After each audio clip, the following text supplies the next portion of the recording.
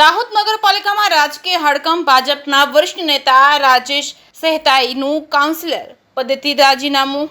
દાહોદ નગરપાલિકામાં રાજકીય હડકંપ ભાજપના વરિષ્ઠ નેતા રાજેશ સહેતાઈનું કાઉન્સિલર પદેથી રાજીનામું। પૂર્વ પ્રમુખે વહીવટમાં ઢીલાસનો આક્ષેપ કરી વડોદરા રિજનલ કમિશનરને સોંપ્યું છે રાજીનામું। દાહોદ નગરપાલિકામાં રાજકીય ખળભળાટ મચી ગયું છે। વોર્ડ નંબર 2ના ભાજપ કાઉન્સિલર અને નગરપાલિકાના પૂર્વ પ્રમુખ રાજેશ સહેતાઈ કાઉન્સિલર પદેથી રાજીનામું આપી દીધું છે। રિજનલ કમિશનર ઓફ મ્યુનિસિપાલિટી વડોદરાને રાજીનામું વોટ્સએપ અને રૂબરૂ મોકલી આપ્યું છે। રાજીનામુંનું કારણ જણાવતા તેમણે કહ્યું કે નગરપાલિકાના વહીવટમાં પકડ ન હોવાથી કાઉન્સિલર તરીકે ફરજ નિભાવવામાં અસમર્થતાના કારણે મેં આપ્યું છે રાજીનામું। દાહોદ નગરપાલિકામાં 36 કાઉન્સિલરોમાંથી 34 ભાજપના અને 2 કોંગ્રેસના છે। 2.5 વર્ષ માટે નીરજ દેસાઈને પ્રમુખ બનવાના નિર્ણયથી ભાજપના કેટલાક સભ્યો નારાજ હતા। આ મુદ્દે ગુજરાત પ્રદેશ ભાજપના નેતાઓને વારંવાર રજૂઆતો કરવા છતાં પ્રમુખ બદલાયા નથી। ગુજરાત પ્રદેશના ઉપાધ્યક્ષ અને મધ્ય ગુજરાતના પ્રભારી ગોરધન ઝફડિયાએ કાઉન્સિલરો સાથે સંવાદ કરી મામલો શાંત કરવાનો પ્રયાસ કર્યો, પરંતુ રાજીનામાએ ભાજપની આંતરિક રાજનીતિ પર સવાલો ઊભા કર્યા છે। જે કેસરી ગુજરાતી સાથે નાગેશ્વર સિંહ, દાહોદ।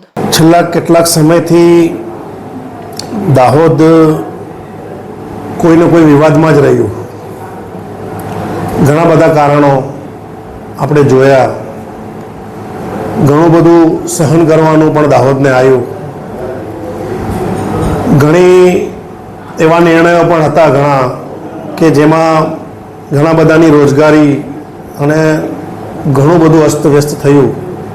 દાહોદનું એક માર્કેટ, એનો પણ જે એક માર્કેટ હતું, દાહોદનું નામ હતું, એ પણ અસ્તવ્યસ્ત થઈ ગયું। એ જે તે અધિકારી કે જેના બી જે નિર્ણયો હશે, પરંતુ છેલ્લા કેટલાક સમયથી દાહોદ માટે કંઈક ને કંઈક પ્રોબ્લેમ હોવાથી ગાંધીનગરમાં પણ દાહોદની એક છાપ જે હતી એ ઓછી થતી ગઈ, ભૂસાતી ગઈ છે। મારા રાજીનામાનો કારણમાં મેં સ્પષ્ટ લખ્યું છે કે અમારી શક્તિ અને ભક્તિનો અભાવ।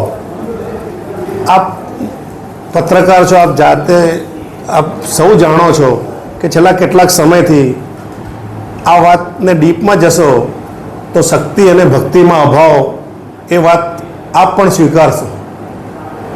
એ શક્તિ અને ભક્તિનો જે અભાવ છે એ ઘણા બધામાં છે, પરંતુ મેં સ્વીકાર કર્યો છે એનો, એટલે મેં રાજીનામું આપ્યું છે। કારણ કે મને એવું લાગે છે કે હું મારા વિસ્તારમાં, મારા નગરમાં જે અપેક્ષાઓ છે એને ન્યાય નથી આપી રહ્યો। છેલ્લા કેટલાક સમયથી એવું મને લાગી રહ્યું છે, એટલે એ મૂંઝવણ દૂર કરવા મેં રાજીનામું આપ્યું છે। બીજું, દાહોદને જો સમજવું હોય, વાતો ઘણી થાય કે આ પ્રમુખે આમ કર્યું હશે ને પેલા ચીફ ઓફિસર આવું, વહીવટીતંત્ર આવું, પરંતુ કોઈ વાર પણ દાહોદ માટે એવી કોઈ મોટા પાયે ચર્ચા જે થવી જોઈએ એ થઈ નથી। દાહોદની સમસ્યાઓ શું છે અને દાહોદમાં કેટલી સંભાવનાઓ રહેલી છે, એના માટે એક